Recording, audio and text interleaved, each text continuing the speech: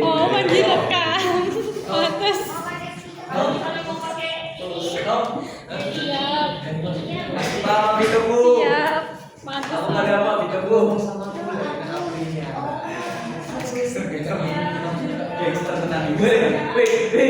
Gangster. Mohon perhatiannya ya. Sebelumnya saya mau ngasih pengantar sebelum kita masuk sini. Tuh, yang kamu pun sahabat kami. Kami pun, tapi belum di stream kan? ada. Baru saja. Tapi nggak apa-apa. Oh, Sebelum pengantar saya ingin mengantar sebelumnya. Kasih pengantar dikit. Jadi jam 11 tadi malam setelah saya sholat, ya saya sholat jam 11. Ya maaf ya, setidaknya saya orang yang insya Allah nggak bakal ninggalin sholat, tapi gara-gara cuma acara organisasi gitu. Lalu saya itu membaca berita, saya menemukan berita tentang Sumut Flotilla. Tahu nggak teman-teman? Tentang aliansi berbagai negara, tepatnya 44 negara yang melayarkan kapal ke Gaza. Dan bahwa saya menemukan bahwa ternyata mereka itu nggak mengatasnamakan atas dirinya itu agama ini, agama itu, tapi mereka mengatasnamakan kemanusiaan dari tempat yang berbeda menuju satu tujuan, yaitu mengepung dari kapal Gaza. Dari situ saya balik ke Indonesia, bahkan mungkin diri saya tuh kadang tuh sedih gitu. Pas scroll IG ada tentang berita Palestina, sedih dua hal, karena Palestinanya dan karena saya nggak bisa nyumbang gitu.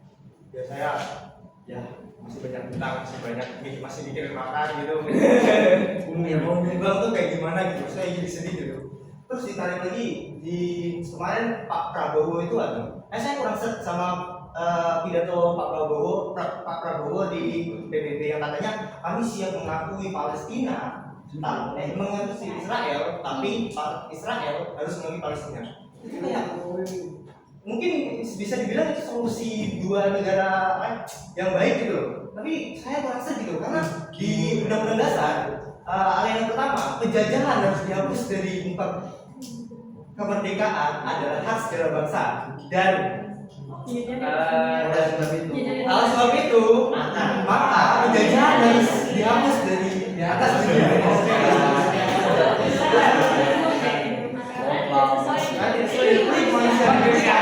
Ya menurut saya Israel ini benar-benar sudah melampaui batas teman-teman. Tidak bisa diakui sebuah negara. Harusnya harus didukung gitu. Mereka adalah kriminal perang gitu. Ya.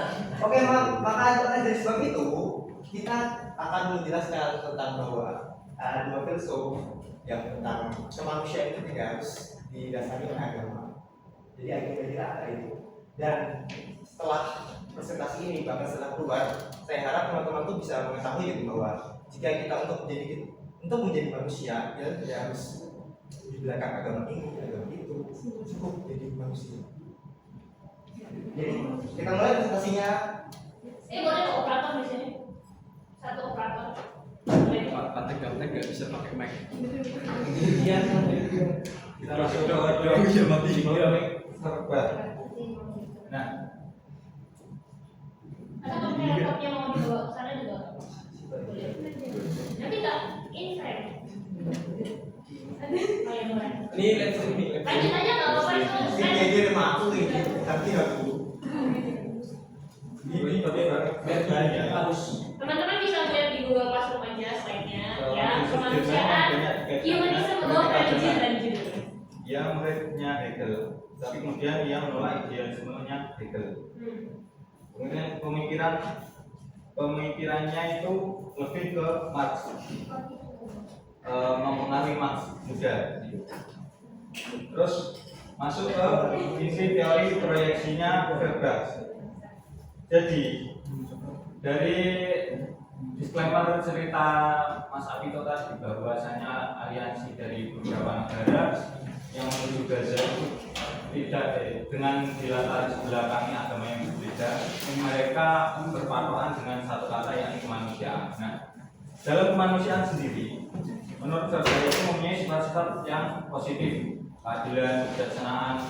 Nah, satu yang manusia sadari yakni keterbatasannya soal positif tersebut, keadilan, kebijaksanaan dan sebagainya itu terbatas. Manusia sadar akan itu, dan manusia pun sadar bahwa dirinya itu selain mempunyai sisi baik juga mempunyai sisi buruknya.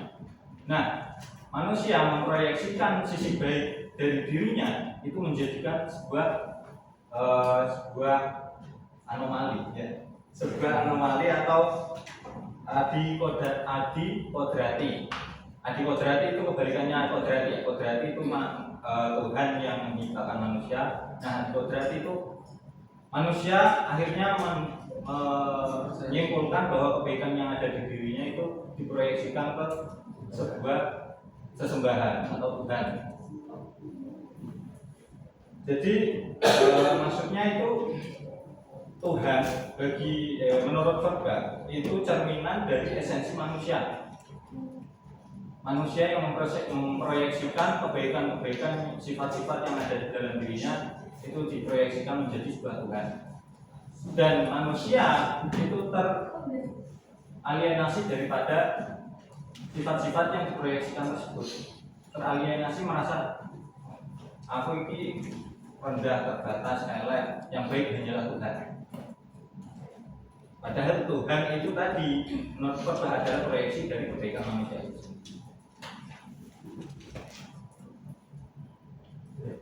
Ya.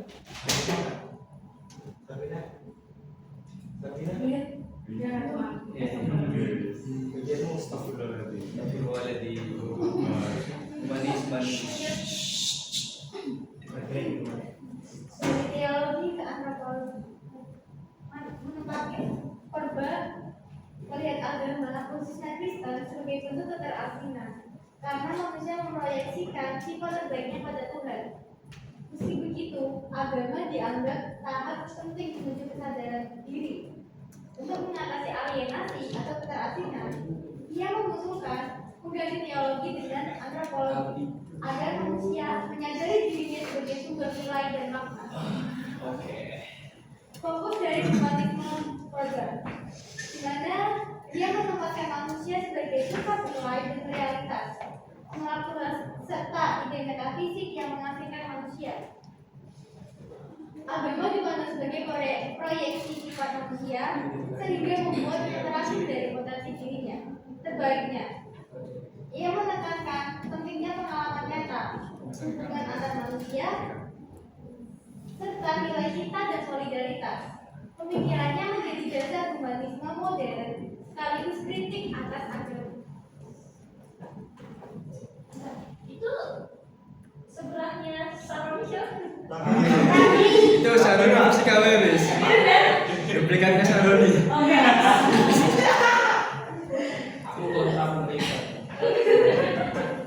Oke, selanjutnya Karl Marx. Oke. Harusnya teman-teman udah paham. Karl Marx itu lahir seorang filsuf dan ekonom dan pencetus komunisme. Lahir di Jerman, ia belajar di Berlin bersama Friedrich Engels. Ia menulis The Communist Manifesto dan Das Kapital. Karena pandangan revolusionernya, ia itu diusir dari beberapa negara, jadi utang lanting dia. Dia pada akhirnya dia menetap di London dan meninggal di sana. Pemikiran yang kami pernah bahas ada juga memecah dulu dari masyarakat dan kelas, otomatis menurut saya.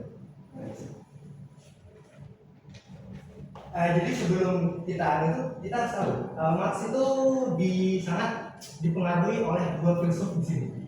Kenal nggak siapa? Dua orang ini. Ada yang tahu? Hegel Verba. Hegel namanya apa?